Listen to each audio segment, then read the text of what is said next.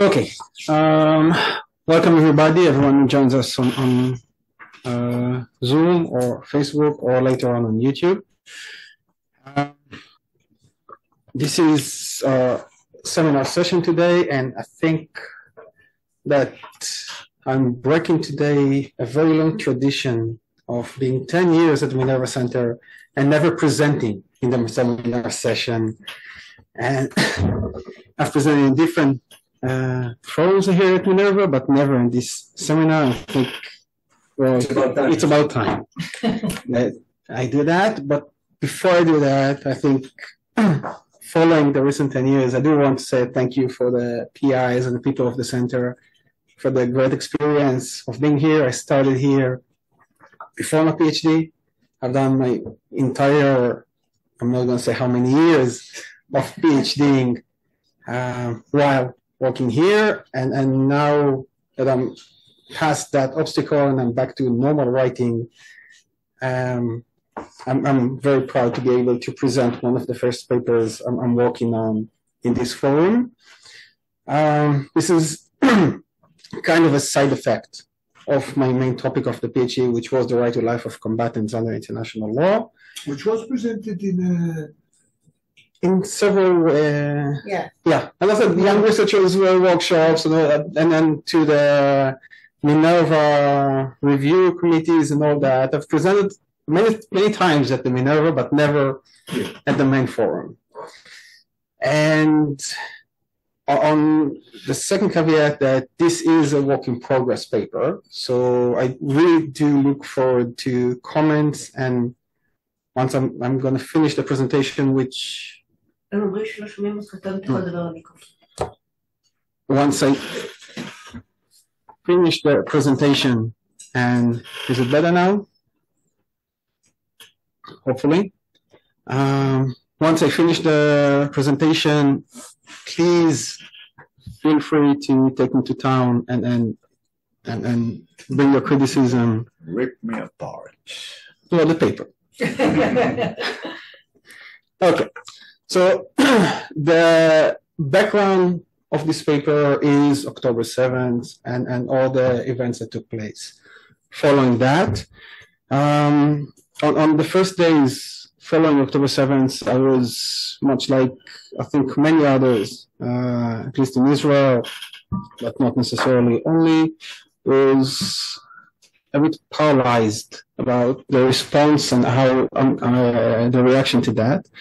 My first reaction was to write some op-ed that says that even now, and despite everything now, international law matters. It still matters, and international humanitarian law matters, and we need to make sure that every response by Israel is in accordance to international humanitarian law. And that got me started thinking about my research and everything that goes into place. And one of the main things I thought about were, okay, so we have Israel, we have as a government, and it has a responsibility towards its citizens. It has responsibility towards people under its jurisdiction and control. And it got me thinking, what are we doing when those rights clashes? Because I'm talking about the right to life. That's the thing I've been researching a lot in the last years. I started thinking about that topic and who are the target groups that are entitled to the right to life and have the state protecting or respecting or ensuring the right to life. And I started thinking about 3/4 groups. The first one is the general public, national security issues.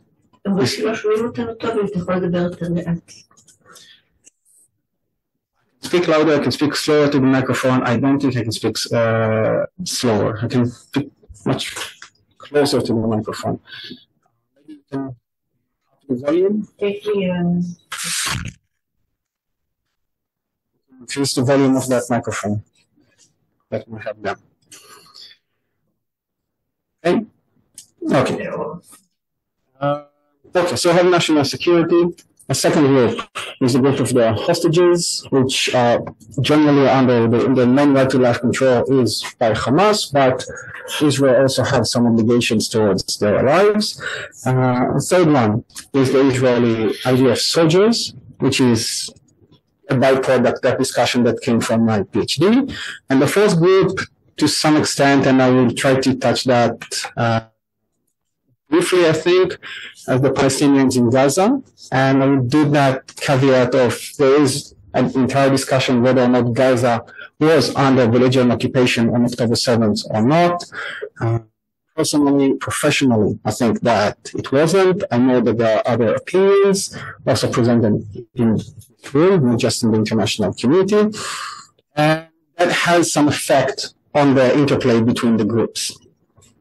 So I started looking at the situation, and I broke it down to 3 or even 4 periods of time.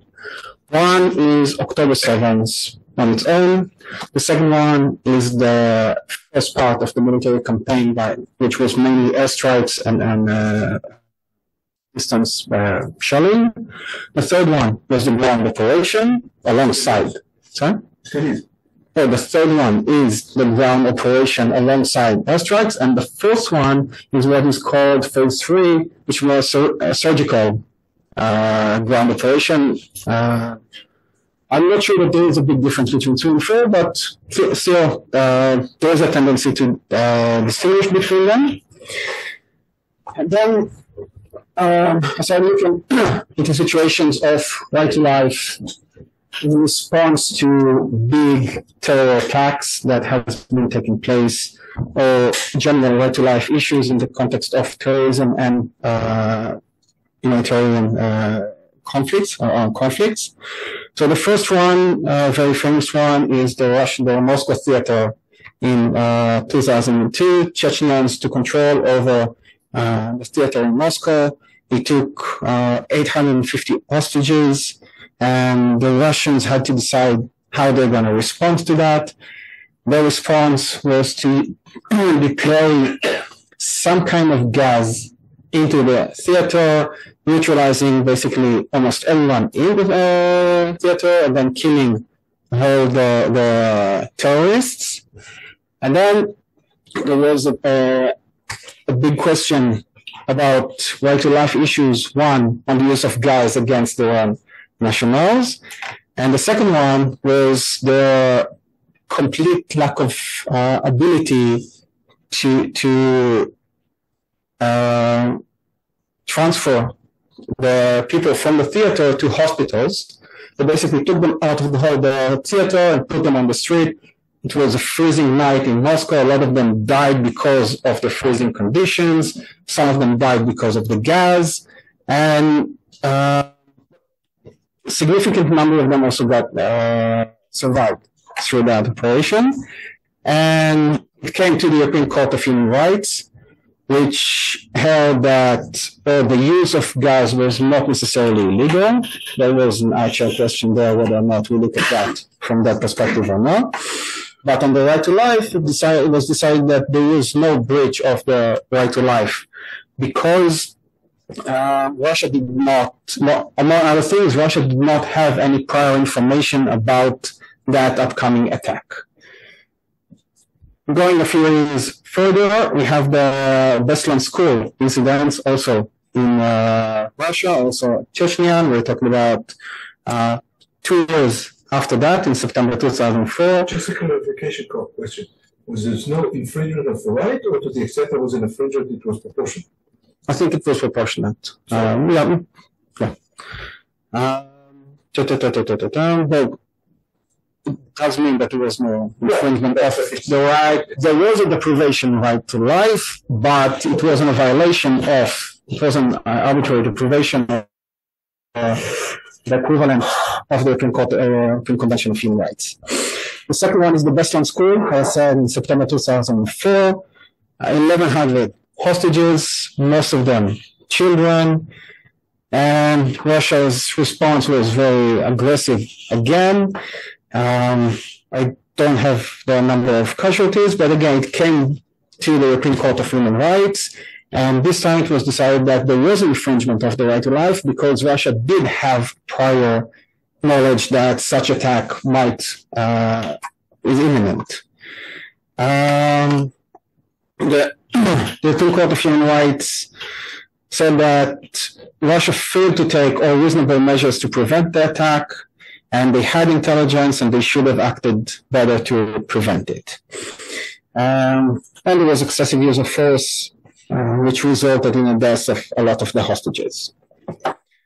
Third example, a bit more recent, is the Committee on the Convention Against Torture, which held a decision the case against France, following France's refusal to help families or former ISIS fighters or the children of ISIS fighters. Basically, usually the mother changed to Islam, moved with her new husband to Syria, fought on behalf of ISIS, and then they were basically, after ISIS was defeated, they were placed in some camps. The conditions in the camps were horrible, and they claimed that France, by the fact that France refused to provide them help and bring them back, France was responsible for inhuman treatment of the French nationals that were held there in bad conditions. It was held that France actually infringed the right, but the part that I'm actually more interested about from that decision is the fact that the committee says that although the state party France cannot, for lack of territorial jurisdiction, be considered to have caused the violations suffered by its nationals, it remains under an obligation to take all necessary and possible measures to protect its nationals from serious human rights violation. And you can always see the context I'm doing using the correlation to the hostages, which brings me to the fourth example that I'm using, which is Iron Sword. Israel response to the October 7th, the use of force in the Gaza Strip.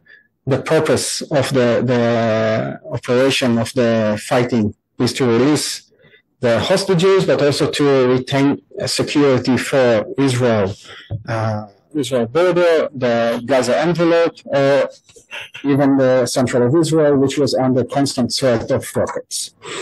So that's the big framework. Of course, we still don't know how to analyze necessarily Iron Swords, but this is where the paper and the research is trying to discuss how should we analyze that situation.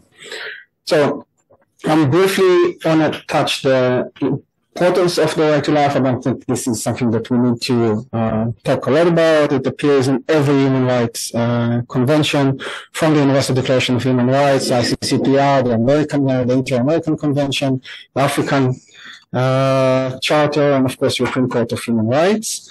The big difference is that Article 6 of the ICCPR says that the right is a non-derogable right, but it's not an absolute one. The prohibition basically is against arbitrary deprivation of the right to life, where the European Convention of Human Rights says that any interference with the right to life can only take place if it's justified and absolutely necessary. So we have the highest threshold, which means for me that if we look at the Russian examples, then if they were accepted as deprivation of the right to life, clearly if we go to the lower standard, then we would we could find that relevance as well. Another aspect of the right to life is that lethal weapon can only be used legally and as a last resort if we're talking about law enforcement, unless we're talking about international humanitarian law, in which the Human Rights Committee says in General Comment 36 that use of force in accordance to the laws of war, international humanitarian law, should not be considered arbitrary deprivation of the right to life. And then they add what is probably the most underrated two sets of words which change everything. They say, well, in general, following IHL would not be the arbitrary deprivation of the right to life, and that these two little words has become the source of a lot of writing. I took part of that discussion, but we had a lot of discussion whether or not it is or it is not relevant. And lastly, General Comment 36 also reiterates the functional approach to the application of the right to life, which means that even if it is extraterritorially, as long as the state has some jurisdiction or control over the situation, the right to life is applicable to that level. Okay, so state's obligation regarding to right to life, we can differentiate between before, during, and after the attack, especially on October 7th. Before October 7th, it's mainly about preventing any deprivation of the right to life and providing protection to people, especially people in the Gaza envelope. Sure, the safety. During, it's all about the protection of the right to life, and then we're talking about the people around Gaza and in everywhere the rockets were fired at, the hostages, and of course the question of the soldiers comes into play during. And after everything will end, there will be a question of conducting investigations for violations of the right to life and provide reparations to those whose right to life has been violated. As I said before, I'm looking at 3+1 target populations. One is the general public, national security issue. The second one is the hostages, as I said, to the extent that Israel has responsibility and has the ability to protect the right to life, it has an obligation to do so. The IDF soldiers, despite the fact that they are military assets, they're also persons. I won't go into my entire PhD research, but I'm going to tell you that I do believe that combatant soldiers have a right to life, especially by your own government. And it is some kind of a balance between them being military assets and them being persons with the right to life, an underrated right to life. Then there's the question of the people in the Gazan resident, the Palestinian residents of the Gaza Strip. As I said, there is a question whether or not Gaza was occupied and is occupied right now. If Gaza wasn't occupied on October 7, then the main approach is as long as Israel follows IHL, then, according to General Comment 36 and the general understanding, as long as Israel follows IHL, there is no question of deprivation of the right to life. Violations might be as well. If there was occupation at the time, then there are questions about the balance between the right of the occupying power to use force for protections and enforcement and protection of its own nationals and its own state for military necessity versus its obligation on law to ensure law and order and as the governing power, the governing authority de facto in the occupied territory. Of course, there is the third option that it wasn't occupied on October 7th, but it might be occupied now. And then we have a question of where that occupation actually began, and that would affect all the outcome. Now, the relations between these 3 or 4 groups is that every decision made by the government affects the other groups. And then we start to see some of the clashes. So with regard, for example, to the public, the new decision to start using armed force was generally to protect the people in the Gaza enclave and, of course, to protect the hostages. With regard to the hostages, the choice to use or to wait with the ground operation has some effect on the life of the combatants, but the choice to use ground operation is also not saying it's the only reason, but also is relevant to reduce the risk to the hostages from airstrikes that could harm them just as well. And naturally, mistakes had happened and will happen during a conflict, but ground operation and surgical operations usually would cause less risk to the hostages. Let's go to the soldiers. One of the main responsibility of the state is to provide them proper training, proper equipment before they are getting deployed. We actually have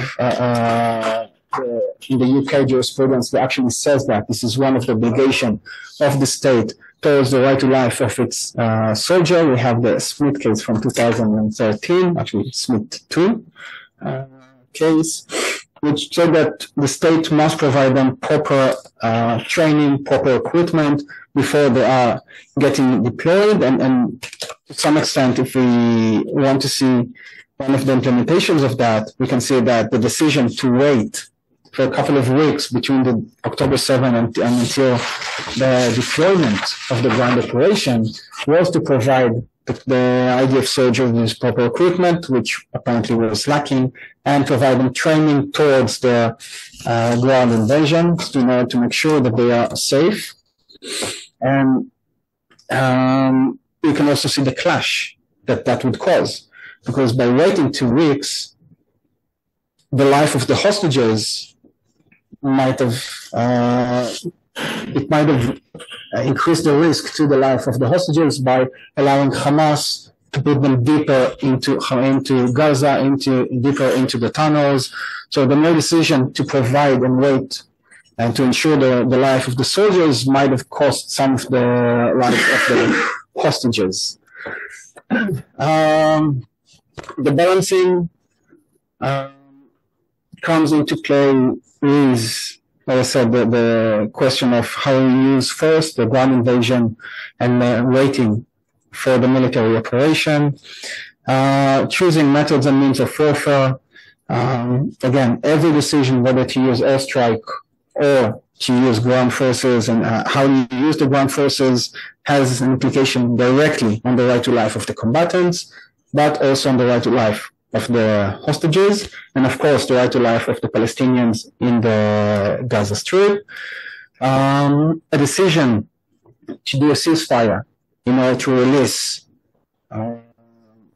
hostages means that Hamas has a chance to get its forces organized, which raises the risk towards IDF combatants, IDF soldiers, and a long ceasefire without getting into any security situation resolved might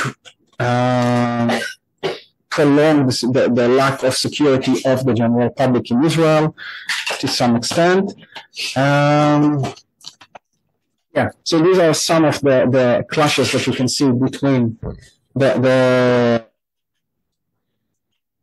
different groups. Now, one of the aspects that, for example, in the Russian cases, the European Court of Human Rights emphasized was the issue of the knowledge that the state had at the time.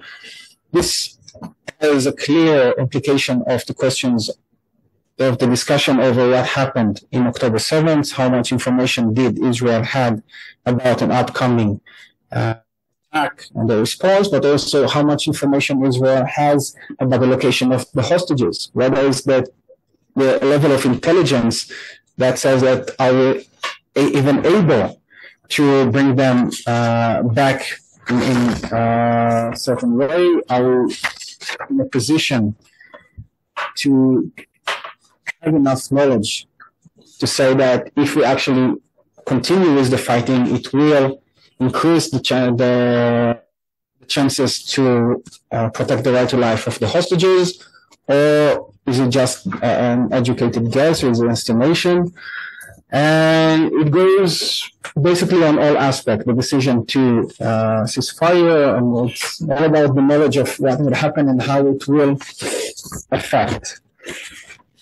So, the most basic question in this discussion is, when is it permissible to endanger the life of one group in order to protect or to increase protect the lives of the other one? And then the comparison is the soldiers versus the hostages, or the soldier and hostages versus the general public.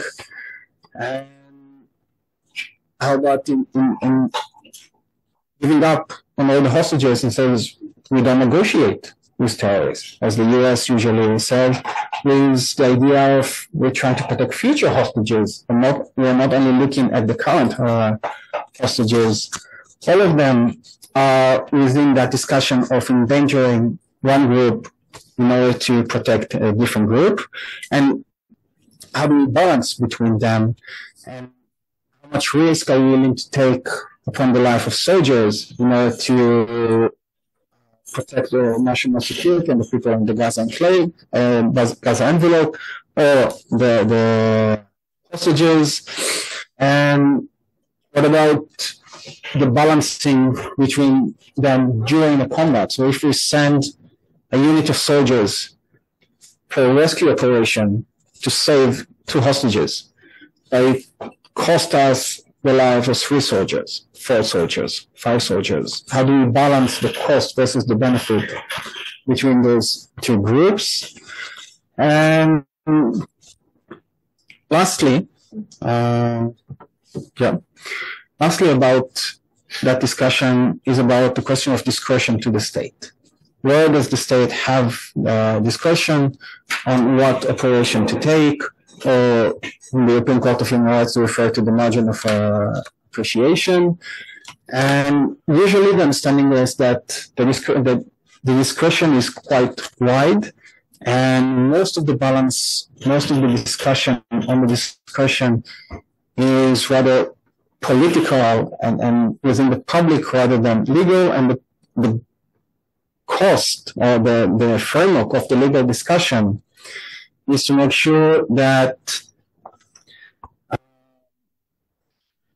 the decision makers are operating within a framework that they are allowed, which means that any decision about the provisions and the cost of the lives of person has to be reasonable, necessary, and proportionate in human rights perspective, which means that there are no better alternatives, that bluntly are better alternatives to present before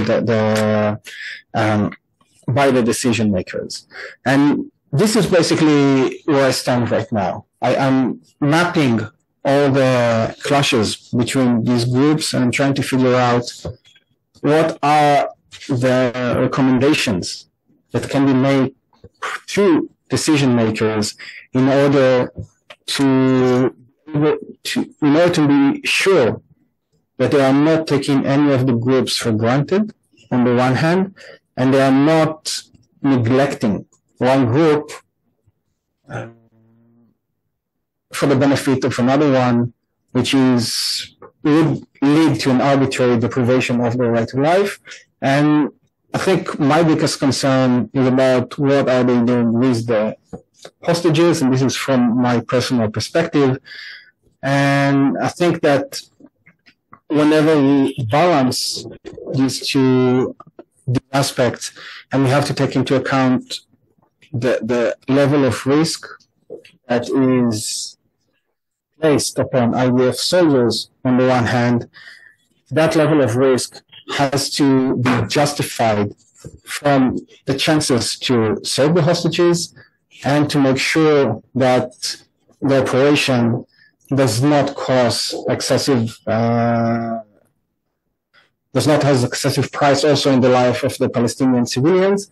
And lastly, I will say that in general was the biggest small caveat that I've seen in a very long time in this kind of legal writing, saying that one of the places that it should come into effect is the question of the humanitarian relief going into the Gaza Strip. And although there are questions of whether or not it is done within the framework of international humanitarian law, the mere fact that Israel has the ability to bring more than is the required minimum, even if they are doing that, that's a big question, but even if they are doing just the bare minimum, the fact that Israel has the ability to bring more humanitarian relief than the bare minimum means that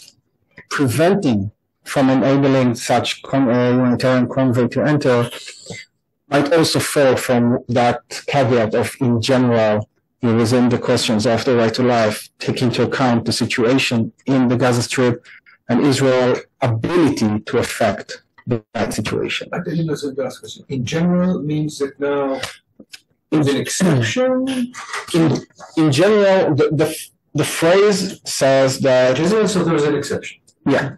Okay, so the question then, just a clarification, I just want to understand what is the point now that to the extent Israel is, and let's just say that's a big to the extent, is providing more than the bare minimum, then those preventing the extra, right, the delta above, do not infringe the rights. So that's it's an exception to. I'm saying that if Israel provides the bare minimum, it meets the international humanitarian law requirements. Okay. I'm saying that the fact that Israel has the ability, I said, if you have the ability, you have some responsibility over the right to life. So if Israel has the ability to bring more, to enable more, not even actively to supply, but to enable more access, and not doing that, it could fall in within that in general that you're following that shell. But if you're not taking the extra step, even though you can, you might be in violation of the right to life to some extent. Under human rights law. Under human rights law. Like there are two levels. Yeah. Because of the other level, then yeah. Okay. I just didn't understand the structure of it. Yeah. That's it. That's where I stand right now. And then any comments, any suggestions to how to take that further are more than welcome. Just a continuation of remarks and Amnon. We're talking about two different frameworks in international law, right? Human rights law and international humanitarian law. Yeah. And I ask what is the connection between them, or vis-a-vis the right to life? Because the stories about the Russians are very interesting. I didn't know the cases. We're not part of an armed conflict in that So, sense. totally domestic stories, right? The Russians were sued by Chechnya is present. Chechnya. Chechnya is part of Russia. Wow. Okay, but no, but the legal suit was brought by Russian citizens to the European Court of Justice against the Russian government for violation of the right to life. Equivalent to this would be, had we been part of the European Convention of Human Rights, a suit by Nir Oz against the Israeli government. Maybe by Adala towards No, it wasn't the Russians. The Russians who died. This is families off, actually, not the Russians who died. Yeah. So this is there to die. Or died by the guys. This is fascinating, but it's really very remote from the current debates about humanitarian aid to Gaza and stuff like that. So what my question is whether the right to life from international law perspective in international humanitarian law is identical to the right to life in human rights law, and whether there are cases, because all the cases that you mentioned do not actually combine the two systems. If there are cases in which the two systems are discussed in relation to each other. Okay, so this is basically the question of the interplay between international humanitarian law and international human rights law, which is the source of a lot of confusion. Not just confusion, a lot of writing. I mean, there are books about how they interplay each other, and when is it just humanitarian law, and when is it also human rights law. The general idea, and this is pretty much cross-border agreed, and we can go into that pretty much, but generally agreed, human rights law does not cease to apply during an armed conflict. So they coexist, and international humanitarian law is the lex specialis, so it has precedent over international human rights law. But if there is unless there is any clear contradiction between them, then it continues to apply to the fullest extent relevant, which means that the right to life obligations of Israel towards the general public and the hostages to the extent and the soldiers as their own citizens, there is a clear direction between them, and the only question is whether the decision that caused any deprivation of life was arbitrary or not. And this is where the notion of, as long as you follow international humanitarian law, in general, you don't violate human rights law.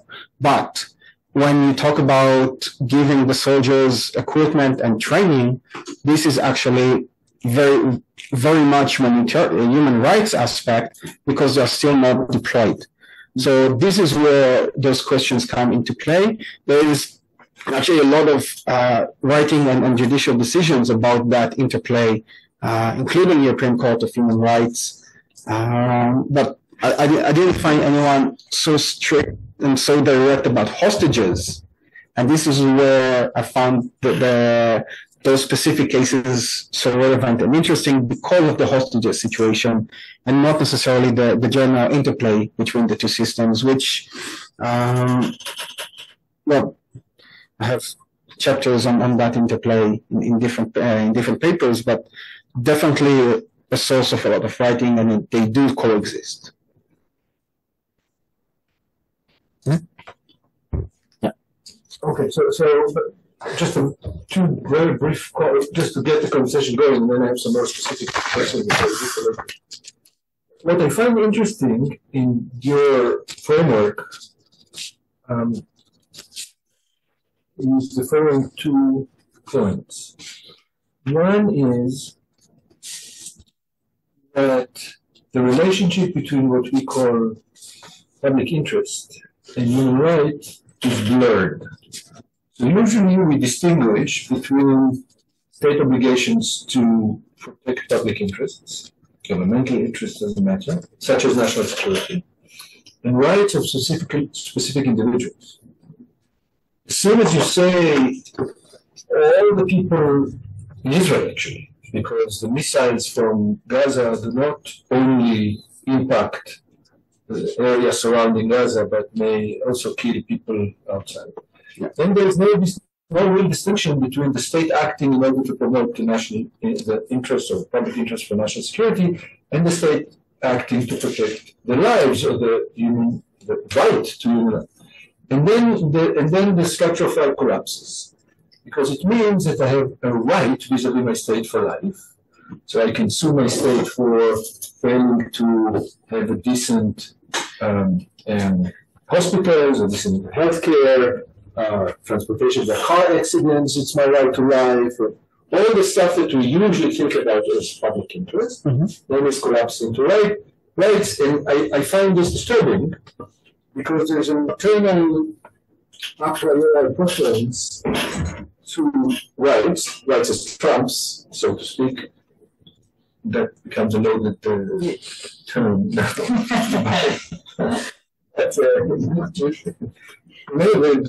Rights take certainly are situated analytically differently than public interests, and there are many jurisprudential moves that are attached to that. So I worry about that distinction being forsaken. The second distinction that sort of is forsaken is the usual distinction, and that applies only to the law of war between civilians and combatants. And you seem to suggest that the right to life is shared equally among all human beings, which is That's the Declaration of Human Rights, by the way. which is preposterous. That by failing to say, okay, still we distinguish between this and between competence and non-competence, it could mean that that's great. Then we have to protect the soldiers of all. But it also could mean that, okay, if we don't protect them all, then we can kill them all equally. And it doesn't necessarily follow that. It may follow because rights are rights. And then I'm worried also about that. I have a PhD about that. I can let you. You can read and type things. No, I recall from previous presentations. But in previous presentations, you were more careful to say that not only the conditions under which you may deprive the right change, so we just shifted to the deprivations, but also what it means to have the right, and vis-a-vis whom you have the right, and the content of the duty to protect versus the duty not to directly kill, and all that. So these are my two initial points, and of course then there are a lot of other more specific questions which I will leave later for the discussion. Okay, so about the public interest versus the individual, this is the basic discussion in human rights. Every deprivation, or every time I want to ensure someone's individual right, usually comes at the expense of the general public. So that clash is always there, and then I have to decide how do I balance it.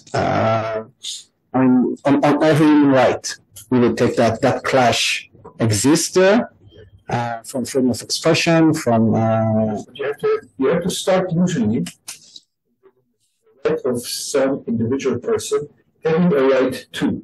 So under Israeli public law, a citizen of Ashkelon does not have, vis-a-vis the Israeli government, a right to life that includes the duty of the state of Israel to protect the individual person in Ashkelon from attacks from Gaza.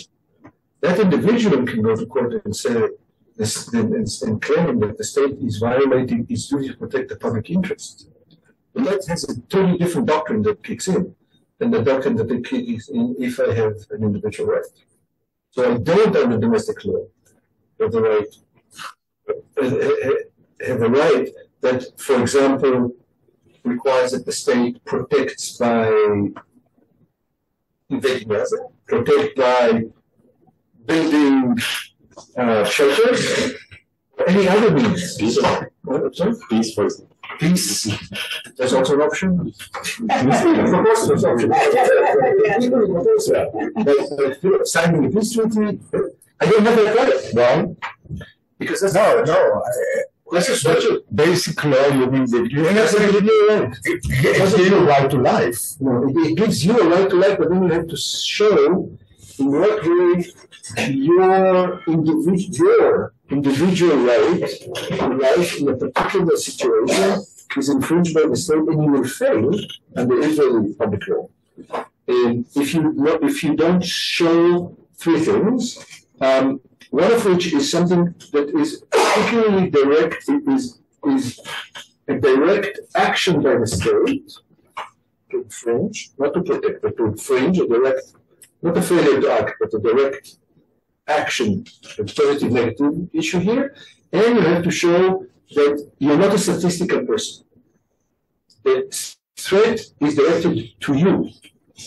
Right? If you're just a statistical person, then all rights are just public interest. What about the case of The schools. The schools. So in the case of the schools, it's the exception. Why? Because in the school, there is a duty to send your kids to the school. And when you have, if you don't send your kids to school, you can go to jail. So that's a great example. So just for the people around the world, there is a case in Israel where people from Sderot went to court and said that the Ministry of Education is under an obligation to fortify the schools so as to build extra protection. And the court distinguished between the case, this particular case, where the parents have the duty to send their kids to school. In a similar case, where just individuals from Sderot went to court and said, I want the government to pay for my laments, for my shelters. And the court said, no, the city has no obligation to fund your shelter because you can choose where you want to live. You can live here, you can live there. There is no general obligation in the state to provide you this. If there is a general obligation to send your kids to school and you cannot choose it, then the state is aware you save schools. But that comes from the law of education, not from the general right to life. So I would say that under international law, and I do have to look into that a bit further, I would say that one, there is the obligation of the state to protect the right and to prevent any infringement. So you could find that connection also within international human rights law, but the question is about the alternative. So if there are alternative ways to provide protection to them, which are not necessarily as expensive to the state, and for example, in different ways, then it wouldn't be necessarily a complete infringement of their right. So it's a question of how you balance that. But does not mean to say that the state doesn't have an obligation. It's a question of how you implement that obligation. But it's not, so it goes to definition, not to balance. Yeah. One of your preliminary remarks was that it's unnecessary to elaborate on the right to life. Maybe it is necessary to define the right to life. Yeah. Okay. I will look into that further in the paper. Now is about time. Now, as regard to the soldiers, you're absolutely right. I do believe in a more nuanced approach. I do believe that nothing a soldier is allowed to do in a non-conflict can be against international humanitarian law. Few points of questions of force protection where you are allowed to take the right to life of your combatants into account during operation. And this is a very nuanced situation, but the majority of the protection of the right to life of combatants is, of course, prior to deployment, and the decision how to use that or if you use airstrikes or ground operation, both options are legal. Then no one can force you to choose ground operation. By choosing ground operation, you take into account the fact that you are putting more risk on the life of your combatants, and you have to take that into account within the bigger picture of all the clashes and all the obligations towards your soldiers. A soldier is also a military asset. Not just a person with right to life, much like most of the people in the room. Those who don't ask real questions. But definitely there are also military assets, and they have to take risk upon themselves as part of their job. And I usually like to say that the only difference between soldiers and firefighters and security guards and other person who also have to take risk into their job, soldiers, combatants, are the only ones who are attacking them is legal. All the others, they have to take risk, but no one is allowed to actually directly attack them. So there are differences between them. Having said that, they do have a right to life, and we do need to take that right to life into account when we make tactical and strategical choices. According to Amnon's rationale, combatants have a choice, and therefore they cannot sue. What choice do they have? Not to be combatants, and not to go to the army. Well, this is actually goes to the school's option. The school's alternative. You don't have a choice. This is the school's option. A jail is not an option under this idea. You cannot violating the law is not part of the options that are undertaken by the concept of the right. Efficient breach is not part of the equation in this sense. Actually, what you say is that the right to life in Israeli law, public Israeli law, is more limited than the right to life in international human rights law. International human rights law, they just have very broad rights. No, but if we would have been part of this European Convention, people could go to the European Court and get a decision that they cannot get in the Israeli Supreme Court, which is an amazing. Of course, that if you were, and maybe Itamar wants to reflect on it as well, but if you were part of the European Convention, many things would happen. This would not necessarily be the first one to change our daily lives, but we will be more juridical in the sense that you can go to court. People think that the Israeli court is acting this way. You can go to court. Basically, what Igor is doing here is he juridifies stuff that is being thought of in Israel as outside the scope of the reach of public law, in the sense that these are broad decisions that are basically political decisions, which the law has nothing to say about. Even though everything is justiciable, institutionally, no court of law in Israel will look into those kind of questions. Whereas under this supranational law, we call the European law, they don't have a problem to jurify a lot of things. I'm not saying that de facto will make any difference, because they will find a solution to say to Russia, yes, you can kill all citizens. No, kill them, but let them die or something. And even if they do say to Russia, okay, you can't do this, so Russia just says, all right, thank you for your judgment, and they proceed to do whatever they want. Hopefully that's not the case in Israel, where we seem to take the decision more seriously. So it's more often. The recent mountains maybe improve otherwise. Yeah. But you're right, it's a different way of So I don't know. Anybody want to know? I can. I'm very quickly. So I think the discussion starts with a lot of assumptions. Exactly, I think the last one, that in Israel there is any kind of meaningful talking about those kinds of what the law would say, right? So I think it's that we're assuming something. And I think another assumption is that the leaders are acting in the benefit of the population, even of their own population, which I think is also two assumptions that are, at least in my mind, are under needs to be under review in our current situation. And I think it reflects on some of the assumptions that you brought into the table here about the motives towards doing something. So I wouldn't assume anything in a way. So I think it's interesting, the mapping. I have two other groups that are missing, and I don't know if they're relevant. One are Palestinian soldier combatants, freedom fighter, or terrorists, fighters. Palestinian fighters, and also Palestinian prisoners inside Israel. So I don't know if they're relevant to you, but I think one thing that could be that will sharpen the path that you're trying to do is to focus on a specific situation. I think it's too broad, and we don't know how to handle not only the news, and the question that actually we really want to get clear on.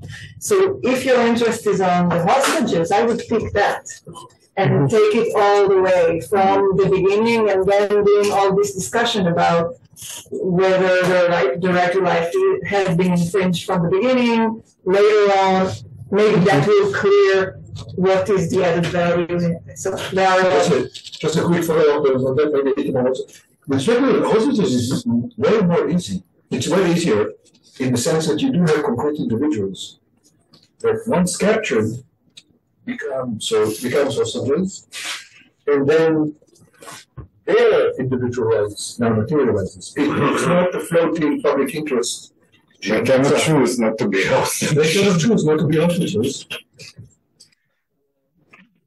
And therefore, something crystallizes on them, and they have a right vis-a-vis the Israeli government, they have a right vis-a-vis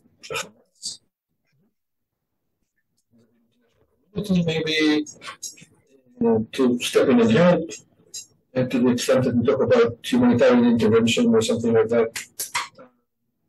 So I think that's to streamline on hostages and also not to be shot by Israeli soldiers.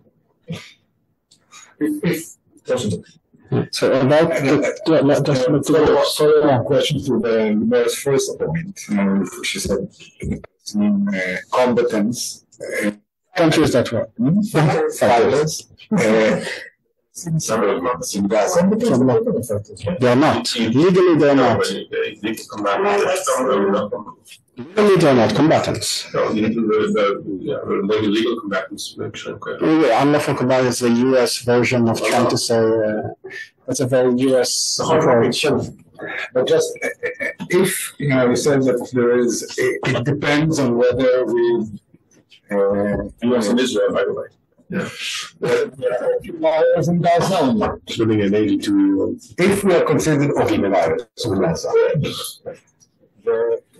and had we been in the European Convention, Gazan citizens could go to the European Court of Justice against human rights. Human rights, yeah. European Court of Human Rights to claim that their right, and this is a very strong that their right of life is strict or violated by the government of Israel because Israel is the occupier.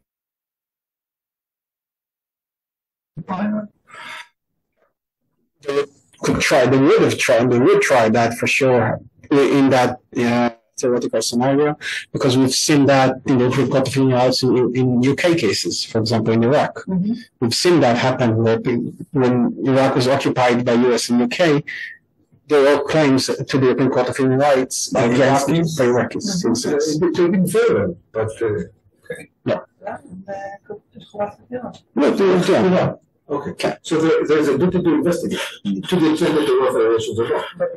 But that's it. Just duty to investigate. So about the Palestinian fighters, and again, under Rachel, I disagree with defining them as combatants, but I don't think it would. For those of us who don't know, how would you differentiate fighters and combatants? Combatants are.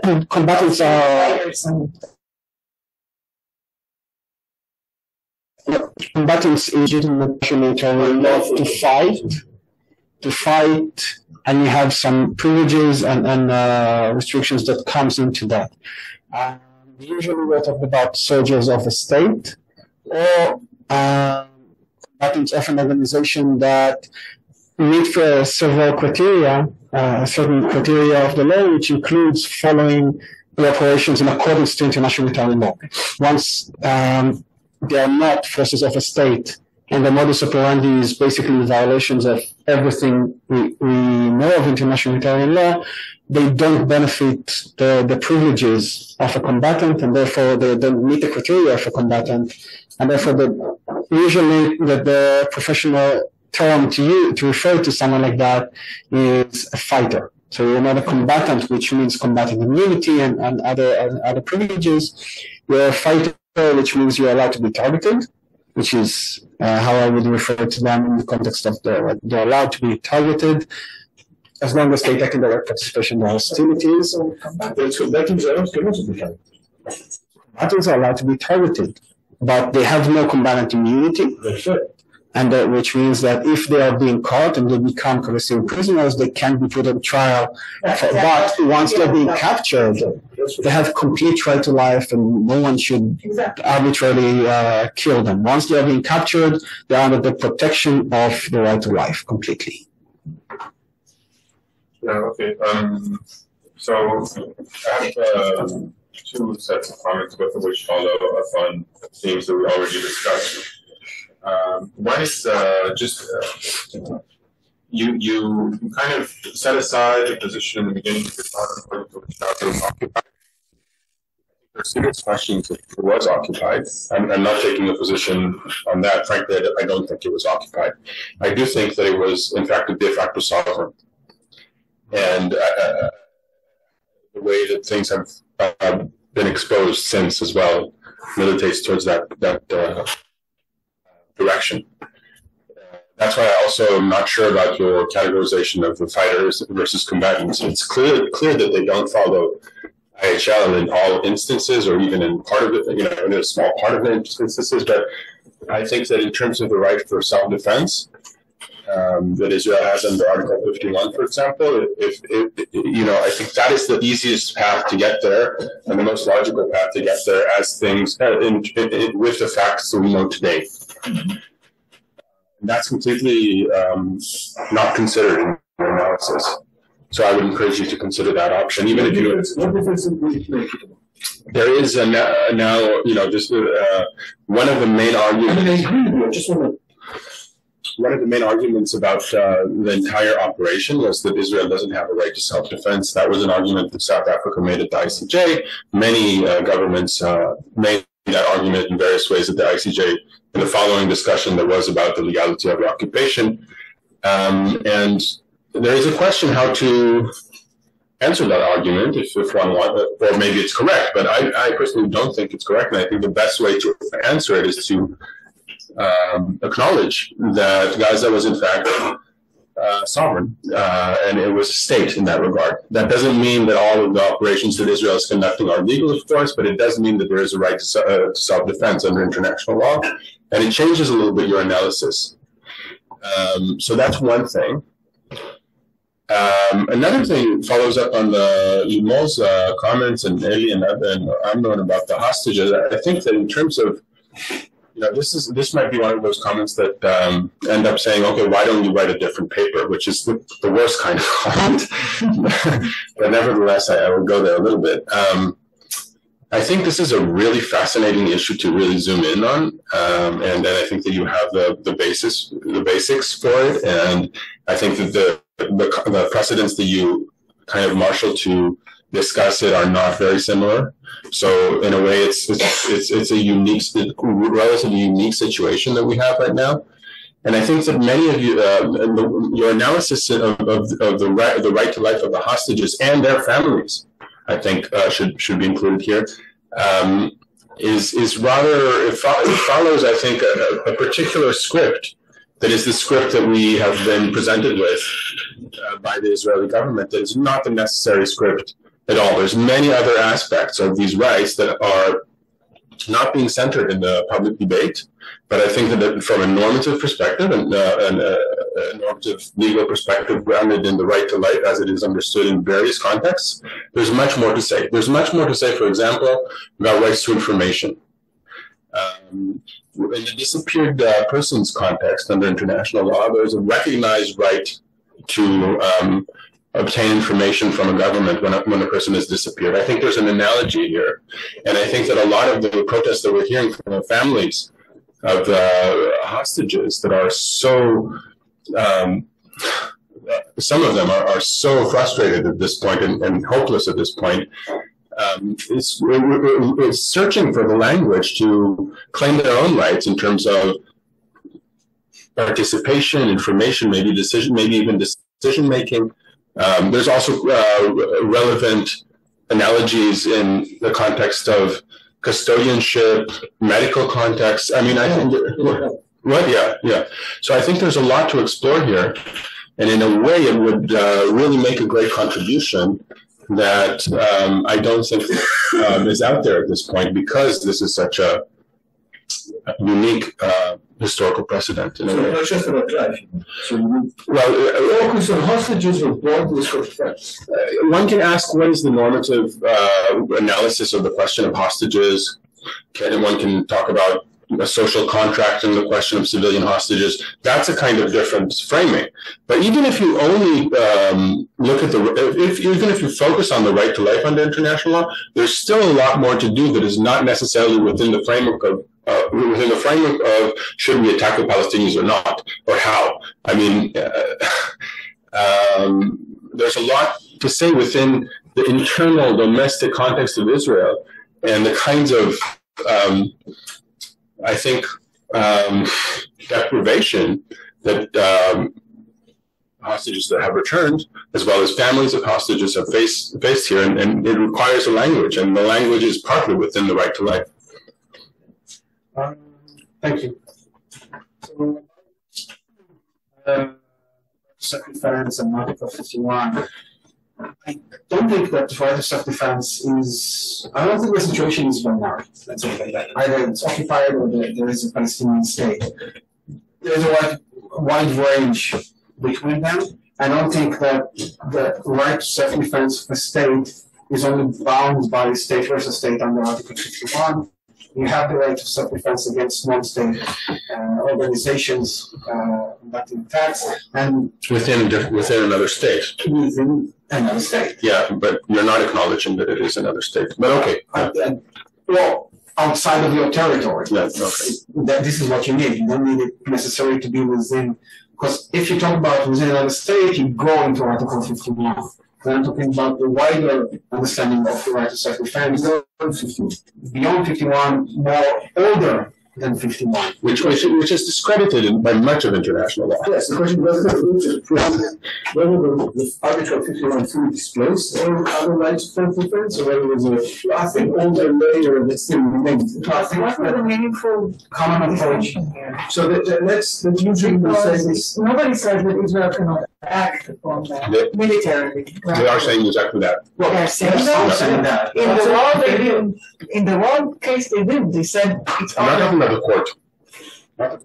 No, so I'm talking about the legal analysis. Legal analysis is still protected from your own borders. The same idea as the court. Don't attack, protect from your own borders. So basically, or act under police powers. Oh yeah, so basically, it's assumed that there's an island, and there's no state in that island, right? The island, there's no sovereignty, but that island, people from that island attack you. So 51 per se doesn't kick in because there's no. It's not an interesting situation. Technically speaking. I don't think that anything in international sense. But if there's something that was a occupation, they're already acting there. Yeah. So I think in both cases, it doesn't make a difference. I don't. Everybody saying that it's either occupation or state. Also, we also are very used to having, alternative arguments. It's not something that is unusual. And about the second comment.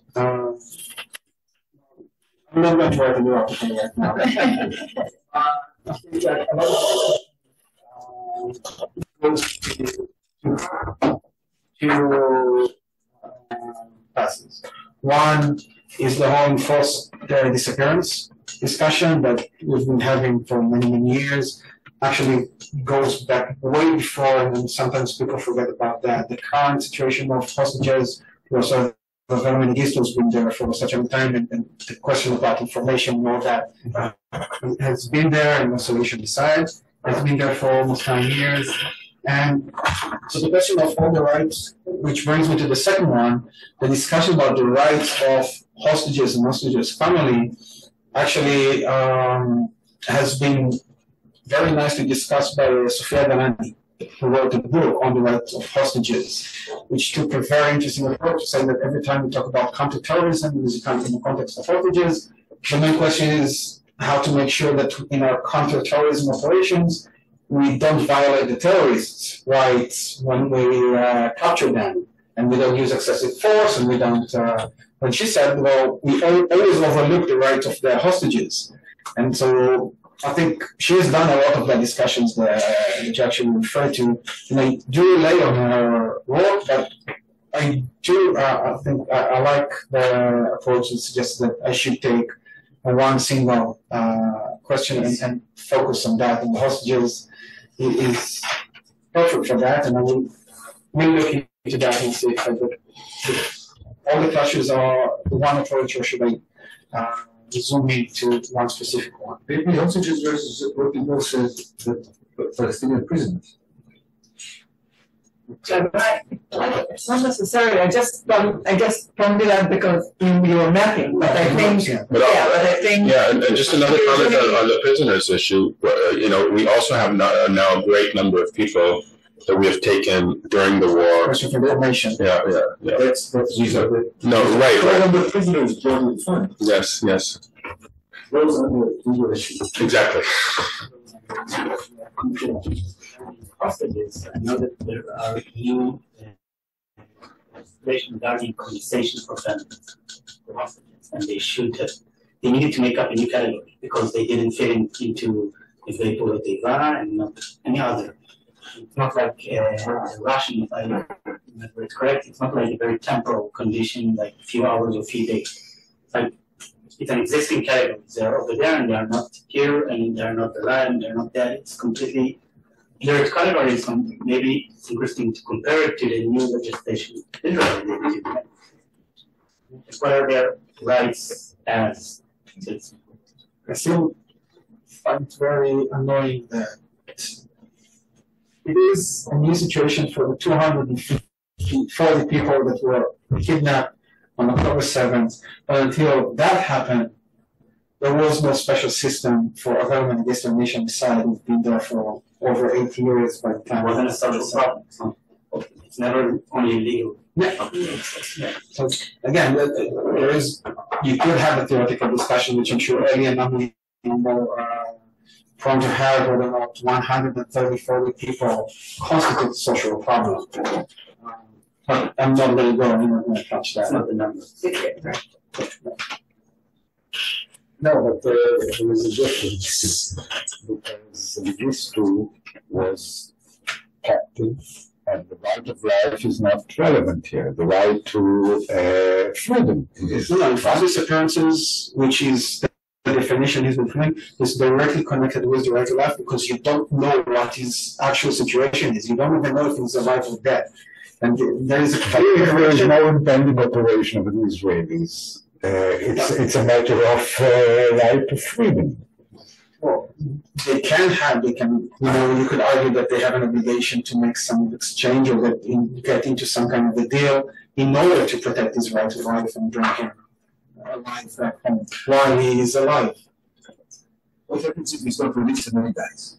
Is there a specific violation of that? But I think that if you write on hostages, you should include the Israeli public law in it, because I cannot. Hostages can consume. No, but I cannot really. It sounds to me so. Hostages. No. I mean, the right to life in Israeli public law is more limited to the right of life in human rights. International legalism. It's amazing, and I think that how many cases in Israel brought to the court on behalf of the right to life? Because I just checked the law. It's not only the right to life. You have one article that specifies right to life, and the second article that specifies your right to be protected. Think about the history. You can go to court with everything. You could say there's the fact that there's no lighting. Violate my right to life because I can do that. Yeah, but then you can say they're proportional and so forth. But so everything becomes proportionality. You have a right for everything, and then the entire analysis is proportionality. That's one problematic. Are there other cases in the Israeli Supreme Court in which people were brought the right to life as a citizen? As a citizen. Yeah, as a citizen. Not a person. Only the schools. No, there are other cases, but the court usually dismisses it on very grounds of this is not for us to intervene. The topic for a very interesting article. Now, the most basic right is denied by the Israelis. It's not a right, it's a public interest. But they were assuming something. I think the assumption is, they assume that there is a violation, even if you had a. Yes. Like, I think the assumption is, I think also under international human rights law, that, well, not really actually, but that the government of the state is taking care of its own citizen. This is like the basic assumption. right? Definitely under IHL. This is why you have protected persons. This is why I think she's saying when you're thinking about hostages, you never thought about the hostages because the assumption is that the government is already taking their interests into account. But somehow this is something that is neglected and then. Actually, I'm not saying that necessarily. Maybe in the beginning, I'm saying what are the goals and the purposes of the operation. But when I go down to what are we expecting government to do, I'm saying we're expecting them to balance all the different aspects. I'm saying that I expect them to take the right to life of the hostages into account. I'm not saying that they necessarily do that. I'm saying that they have to take that into account. They have to take the national security into account and and the court is concerned with that. So institutionally, and they will listen. The court is determined that they will follow the court guidelines. That's our response to the Attorney General. That's also that's good enough. Just there are three concepts here, right? The value of life. Everybody agrees that life is a value, even a legal value. The question is whether everybody. No. I mean, within the government, but the idea of having to protect it through the notion of public interest, which then may be litigated in certain ways but not others, or in which, under these circumstances, you protect the value of life through the right to life, and what counts as an infringement of the right to life, in which case different type of swords and shields exist. That's and an interesting thing is that this avenue is not. But look, for example, but what you're saying is something more generic, and you want to hear from the government. Look at the decision of the war, or the barrier, depending. well, it's the name. The what is the name of the Pink Floyd? So, right. And the Israeli law, you cannot petition against the law as such. It would be too broad, vague. There's no problem for the court in there somewhere, the ICJ, or it could also be brought to under certain circumstances to the European Court of Human Rights. It would be part of the matter. To look at the entire world and say this is law. This is because they look at larger. The scope is larger, and therefore the nuances are they just broader. They talk about things on a macro level. Because they're international, it's a macro level. Whereas in Israel, you would say, well, section this and that from the law is I want to see the exact maps of this section and that section, and I don't have the capacity, the institutional capacity, to treat the world as such, or I have constraints on my judicial power, if you want to talk about it in realistic terms, to treat the entire world. It's just a matter of perspective, right? But I think my hypothesis is that in most rights, the protection of liberal democracies on these rights are lower than protection of international courts or supranational courts. Freedom of speech, let's say, freedom of movement. And if national law is national law gives more protection to freedom of speech than European Court of the jurisprudence. And if the right to life is an inverse connection, it's a very interesting. Yeah, I'm not sure about your initial assumption, but yeah. No, just a comment to William, but it's I'm not sure it's relevant by now. I think that the whole idea is not the assumption that the government would promote or advance or protect the interest of its citizens, of specific citizens, but the public interest as a general. So it would defend the realm, defend the borders, but not necessarily you as a citizen who is now under attack or hostage, and so on. So this is exactly the distinction or the difference between the two. So the assumption is that the government would promote the public interest as it perceives it, but not necessarily a specific citizen once it's a particular interest or particular person. Yeah. So, and that's the whole idea. And then you have to have recourse to a court to protect the individual. Right. And those are That's the. Can I open another issue here? So can you speak with us a little bit more about this whole issue of starvation? The duty to provide food. Yeah, the right to life. So this is where I would look at it from different. First of all, the question of occupation becomes very, very relevant because as occupying power would have a higher threshold of obligations, and of course, Israel would have, well, even under occupation depends on which type of occupation, because we have the full occupation and we have the functional approach to occupation. So it's a question of what is Israel's ability to approach that.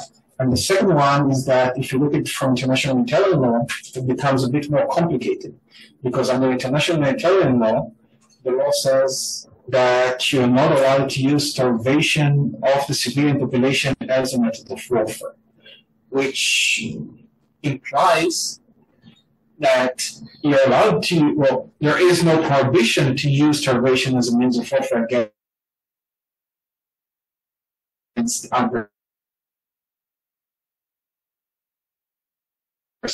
fighters, the enemy, and then you categorize that in a kind of a siege or something like that as an attack, and therefore the question of what happens to the civilian population is a question of proportionality as a situation of an attack, which I think it's a bit far-fetched. And because of that, you need to go further to the principle of proportionality, which is a bit broader principle of international humanitarian law, so that everything you do has to be proportionate with regard to the damage it caused to the civilian population, even if it's not a question of attack and direct military advantage. Now, siege is not prohibited under international humanitarian law, but it's also not defined under international humanitarian law.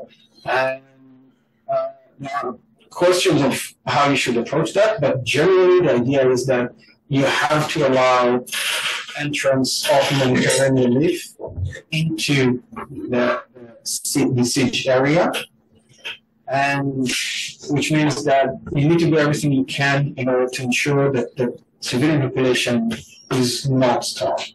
So then you are responsible for how that is distributed? No, you're responsible on, well, again, occupation or non-occupation. Now, occupation, if you have that ability, you are responsible. If you are not, if you don't have the ability to do that, there is a very significant level of responsibility over the besieged authority. So again, if you there's a question if you have dissembled that, first of all. And more than that, there is putting somebody in some body in place. No. There is no, Even if there's a if you have, again, if you have that level of authority over, and again, Israel might be considered right now occupying force in the north of Gaza and maybe also parts of the south of Gaza. So if we've reached to that level of control, then it has the responsibility to do so. I don't have enough information about the situation on the ground to make a positive decision either to this or that, but the general obligation is to allow civilians to go away, walk away from the besieged area, and to allow humanitarian relief into the besieged area, with one caveat, is that if your enemy takes advantage of the relief and takes, instead of distributing that to the civilians, takes that to itself, then this is kind of a caveat that allows you to stop from doing that. And this is where my approach says that if we go from above the laws of war that says that this is what you're allowed, not allowed to do, but you have certain ability with regard to the right to life, you have some responsibility of the right to life, then you cannot just say, well, because Hamas is taking some of the humanitarian aid and then relief to the fighters, you're exempt. we still have an obligation to either facilitate or even do more in order to make sure that humanitarian aid goes into the Gaza Strip and to provide as much as you can, or at least enable the entrance as much as you can. And this is why, for example, from day one, I didn't understand why Kerem Shalom border point was closed. There was no, in my perspective, there was no legal grounds to prevent that. I think that Israel should have had to allow the passage of humanitarian convoy through Kerem Shalom, just as through Rafah. And this is not necessarily a war crime not to allow that. I think it is. Nonetheless, it's probably not just passage. I mean, where distribution. Yeah. So the distribution is, of course, usually in this kind of situation, the responsibility de facto over the distribution is the World Food Program and other, this guy has left, but his kind of medicine without from MSF. MSF is not working in Gaza for months now. It's a general idea, not necessarily. The World Food Program and other organizations, they are the ones who are actually doing the distribution on the ground, and not necessarily the besieged side or speaking. Can you ask them? What? The organizations are they under the obligation of international law to distribute? No. Okay. So who is under international obligation to this country? Well, generally, I would say if we have that level of authority. If you have that level of control, which makes us occupying power, or makes Israel an occupying power, then Israel has a higher level of responsibility over there and has to be more active in that sense. And I don't know the actual situation on the ground and the level of control that Israel has, the IDF has in the north of Gaza and the south of Gaza to be able to necessarily to be able to do that. So it's a quite Maybe our government does not know what situation. Definitely the ICJ doesn't. Because we are recorded, I will not comment on what our government is doing and want to do. What about the obligation towards Hamas? They have no obligation whatsoever? Israel has no obligation towards Hamas? Yeah. Israel Does Hamas have any obligation? towards It's actually de facto authority. Again, the same caveat I said about Israel, I didn't hear about Hamas. If they still have that level of authority to be able to distribute, and even within your territory or outside of your territory, additional protocol 2, for that matter, addresses the fact that an area can be controlled by a non-state actor without saying that they have a state or don't have a state. Additional protocol 1, AP1, article 1 refers to a situation against a non-state actor that might have some control over a certain area. It's not a binary situation that either you're an official government and you're a state or you're occupied power. It's a wide range, and we cannot make it like a 1-0 game. But if you have,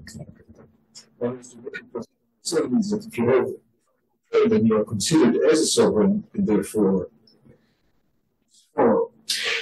we can then analyze the situation under the Montevideo Convention. It was all there in terms of identification of a state. In terms, if you go through this kind of de facto approach. So I think that we're. Yes, I just have one follow-up question on that, and that is on the issue, and that is, does Israel have its own citizens' ability to block the course it does. Because convoys may say to the Israeli freedom of speech and demonstration. They are saying that. And now we want us to we have to protect our freedom to do that. And to the extent that we are above the minimum required distinguished scholar of international law such a minimum exists. So to the extent that we are done, we make sure that the government doesn't have the ability. And in fact, you have to allow us to protest against your ability and lower your ability. You're having far more reaching argument that they can argue that their right to life. That they are protecting the right of life of the hostages. No, of themselves. Of themselves. Okay, and by giving. Let me just say one thing. ICJ provisional measures are stronger than their argument. So Israel has another level of obligation right now. Thanks to South Africa, we're saying that now we have. I'm not saying thanks, but I'm saying de facto there is that level of discussion that we haven't talked about. So that